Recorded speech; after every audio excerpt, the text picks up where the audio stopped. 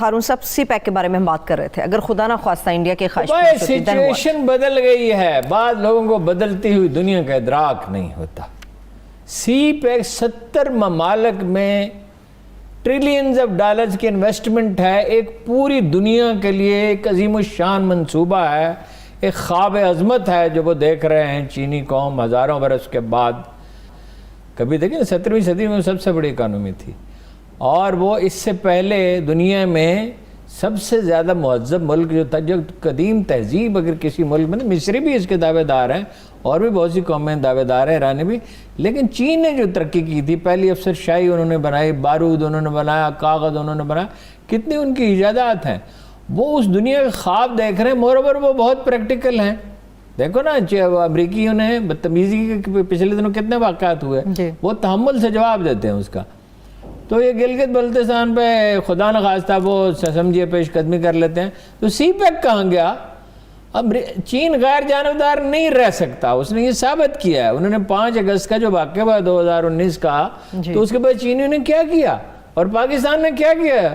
6 جگہوں پہ جا کے بمباری کی دن کی روشنی میں۔ اس لیے ایک بچگانہ خواب ہے جو دیکھ رہے ہیں، اندر ان کے تضادات ابھر رہے ہیں، اور یہ نہیں ہو سکتا، سوال ہی نہیں پیدا۔ ایک اور تبدیلی ہارون صاحب، جنگ اگر انہوں نے کی، وہ اس کی اتنی بھاری قیمت چکائیں گے جس کو انہیں اندازہ بھی نہیں، یا ان کے جو چوزے ہیں سارے پھر وہ روئیں گے۔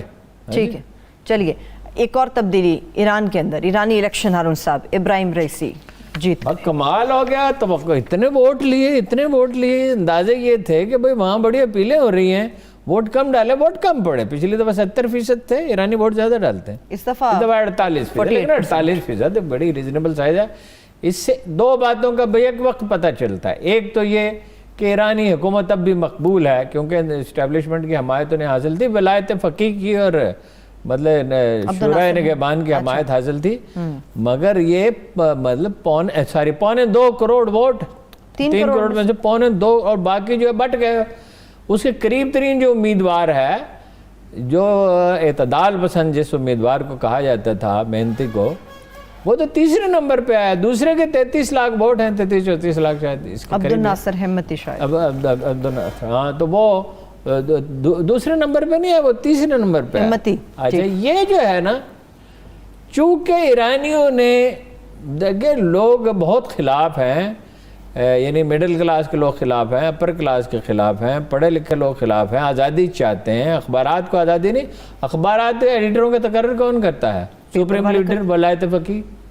کوئی ایڈیٹر، کوئی ذاتی ادارہ نہیں ہے وہاں بنا سکتا، اور پاکستان سے تو خیر کوئی شخص وہاں جانے کا تصور ہی نہیں کر سکتا۔ بہت مس انڈرسٹینڈنگز ہیں پاکستان کے بارے میں، حالانکہ پاکستانی بڑا حسن ظن بعض چیزوں میں رکھتے ہیں، اور بہت بڑی تعداد جو ہے پاکستانی کی وہاں جاتی ہے۔ تو یہ جو ہے اپنا ابراہیم رئیسی، یہ ان میں خاص بات ہے، یہ یتیم بچہ تھا، بہت ینگ ایج میں اس نے انقلاب میں حصہ لیا، جو بڑی ہمت کی بات تھی۔ لوگوں کو اندازہ نہیں ہے کہ اس وقت ایران کے حالات کیا تھے۔ بھائی یا آپ جیل میں ڈالے جائیں گے اور ٹارچر کیے جائیں گے، جیل میں یوں نہیں ڈال دیے جائیں گے کہ آپ کوٹری میں پڑے رہیں۔ اچھا جی، اور وہاں نواز شریف صاحب کی طرح کہیں گے اے سی ٹھیک کام نہیں کر رہا اور کھانا اچھا نہیں ہے، ٹھیک ہے، ٹارچر کیے جائیں گے۔ وہ ایرانی شاعر کہتا ہے، جب تم میری ساری ہڈیاں توڑ چکے جو گے، سب میرے ناخن نوچ چکو گے میرے قاتلوں، پھر اس کے بعد تم کیا کرو گے؟ آخری 3 منٹ ہے میرے پاس۔ اچھا، تو وہ اپنا سخت گیر ہیں، سخت موقف اپنائیں گے، اس کے باوجود اندازہ ہے کہ امریکی پابندیاں ختم ہو سکتی ہیں، اسرائیل اور عرب کوشش کریں گے۔ وہ کہتے ہیں کہ جتنی بھی پابندیوں میں 100 سال تک معیشت کو چلا سکتا ہوں۔ اچھا، اس لیے کہ یہ پابندیوں کے ختم ہونے کا امکان بھی ہے، اور وہ غریب طبقے کے بہرحال پیسہ خرچ کیا ہے۔ علماء کی حکومت تعدیر نہیں رہا کرتی، لیکن یہ ہے کہ بہرحال ابھی تو انہیں بہت ووٹ ملے اور بڑی جرت کا مظاہرہ کیا، اوورسیز ایرانیز کو بھی ووٹ دینے کا حق دیا، اور غریب امیر کا فرق کم کیا جائے گا۔ یہ امام رضا ٹرسٹ کے چیف ایگزیکٹو رہے ہیں، یہ بہت اہم ہے۔ امام رضا ٹرسٹ حکومت کے بعد سب سے بڑا مالی ادارہ ہے۔ مشہد جو ایک مقدس سرزمین ہے ان کے لیے، وہ ساری کی ساری زمین ان کی ہے، اور بہت بڑے عطیات انہیں موصول ہوتے ہیں، اور یہ پی ایچ ڈی ہیں، اور یہ سپریم لیڈر کے جانشین بھی سمجھے جاتے ہیں، اور انہیں اہم ترین مناصب پر رہے ہیں، سزائیں سخت دیتے رہے۔ جب ڈپٹی پروسیکیوٹر جنرل تھے बहरहाल ٹھیک ہے ہارون صاحب، اب تخریبی کارروائیاں پھر ایران کے حوالے سے کیوں ہو رہی ہیں؟ قاسم سلیمانی کا جہاز ڈوبا، ایٹمی تنصیبات میں بھی حملہ ہوا، بالکل ایسا ہی ہے، اور تیل کی تنصیبات میں بھی ہوا، اسرائیل کر رہا. دیکھیے وہ جو قاسم سلیمانی کا تھا وہ تو امریکیوں نے اون کیا تھا، جی جی، مگر اسرائیل کے اندر آپ کو پتہ ہے ایک تو یہودیوں کی بہت بڑی تعداد ہے، ایک یہ کہ ساری قوم پرستی کے باوجود آبادی کا ایک بڑا طبقہ نالاں ہے، اور اس میں سے لوگ مدد کرتے ہیں غیر ملکیوں کی. اسرائیلی کو ڈائریکٹ تھوڑی کرتے ہوں گے، انڈائریکٹ آخری ایک کرتے ہوں منٹ ہے گے. ہارون صاحب. ٹھیک ہے، عمران تو وہ پلیز کنٹینیو کر لیے. عمران خان صاحب کے انٹرویو کے حوالے سے بھی ہارون صاحب بات کرنی تھی، بڑا واضح انہوں نے کلیئر پیغام دے دیا ہے، کوئی روٹ نہیں ملے گا، 3 کام اس ملک میں نہیں ہو سکتے. اس کے ساتھ ہی کلوزنگ ہوگی. بتائیے. اڈا نہیں دیا جا سکتا، اسرائیل کو تسلیم نہیں کیا جا سکتا، اور سارے دانشور الٹے لٹک جائیں ملالہ کو قابل قبول نہیں بنا. حکومت میں بھی حیرت ہے کہ بھائی لوگوں کو اعتماد میں لیں، بات کریں الیکشن کمیشن میں، لیکن یہ حکومتی حلقوں سے بات کیا تو وہ کہتے ہیں کہ وہاں ایک رکن ہے جس پہ نون لیگ اثر انداز ہوتی ہے، وہ نامزد ان کے سب سے قریبی دوست نے کیا تھا ویسے عمران خان کے. اچھا، عمران خان کا المیہ یہ ہے کہ ارد گرد اللہ کے فضل و کرم سے ایسے آدمی ہیں جو اپنے دھڑے اپنے گروپ بناتے ہیں، تو وہ ایک یعنی ٹکراؤ کسی کیفیت جو ہے ایک آئینی ادارہ ہے، حکومت کے ساتھ مل کے اس نے چل رہا ہے. اب ان کے جو اعتراضات ہیں بعض درست ہو سکتے ہیں. ٹھیک ہے. مثلاً یہ ہے کہ مشین کا استعمال، یہ ووٹر لسٹ جو ہے ناظرانہ بنایا. اب میری سمجھ میں ایک بات ویسے آئی نہیں، ویسے ٹھیک ہے الیکشن کمیشن کا اختیار ہے کہ نادرا کو الگ ووٹنگ کا اپنا ووٹر لسٹ بنائے گی، وہ تو اس کے پاس تو اپ ٹو ڈیٹ ایک لسٹ ہوتی ہے. ایسا ہی ہے. دوسرا یہ ہے کہ آبادی کی بنیاد پہ نہیں، ووٹروں کی بنیاد پہ انہوں نے کہا ہے نا، وہ کہتے نہیں آبادی کی بنیاد پہ آئین میں لکھا ہوا. اس میں مسئلہ اس میں فرق کیا ہے؟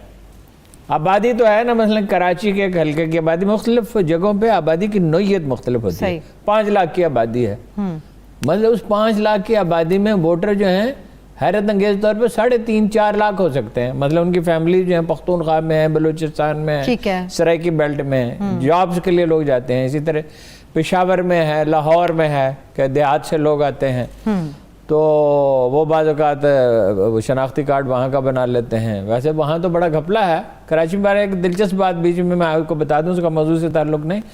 اگر کراچی کی دوبارہ مردم شماری ہوئی، سیٹیں پنجاب ان کی سندھ اسمبلی کی 42 سے کوئی 80 ہو جائیں گی، اور مطلب پیپل پارٹی کے لیے بڑی مشکل ہو جائے گی، اور قومی اسمبلی کی بھی ان کی بڑھ جائیں گی، کوئی 42 کے قریب ہو جائیں گی. تو ایک بڑی عجیب یونیک سچویشن پیدا، اس لیے اس کو روکنے کی بڑی کوشش کی جا رہی ہے. اس میں پنجاب کی افسرشاہی کا بھی ایک افسوسناک کردار ہے، کچھ لوگوں کا، لیڈروں کا بھی. اس لیے کراچی کی آبادی زیادہ ہے تو اس کو حصہ زیادہ ملنا چاہیے بجٹ میں، بلوچستان کو بھی زیادہ ملنا چاہیے، اس کو پسماندہ ہونے کی وجہ سے ملنا چاہیے. خیر، بہرحال ایک اعتراض ان کا، آبادی جو ہے ضروری نہیں ہے کہ ووٹروں کا تناسب ہر جگہ ایک جیسا ہو. انہوں نے کہا ووٹروں پر، تو انہوں نے کہا نہیں آبادی پر. پھر انہیں ووٹنگ مشین پہ اعتراض ہے.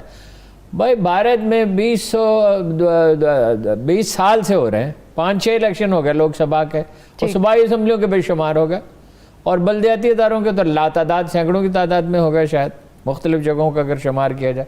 کوئی پرابلم وہاں نہیں پیدا ہوا.